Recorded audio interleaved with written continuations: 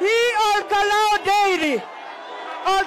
Dairy iko na shida, mtukufu rais. Walichukua loan ya 240 million shillings, hawawezi kulipa. Mtukufu rais, vile unalipa madeni ingine, tulipie hii deni ya Olkalao Dairy, kwa sababu wewe una uwezo wa kufanya hivyo. Na negwenda kugwao ithuĩ ũteithio witũ ũrauma kwĩ mũthuri ũyũ, ũrauma gũkũ, na nĩkĩo twĩ gũkũ.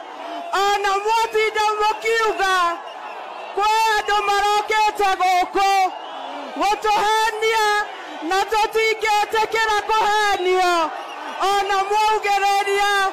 Asante sana mtukufu rais, Mungu akubariki.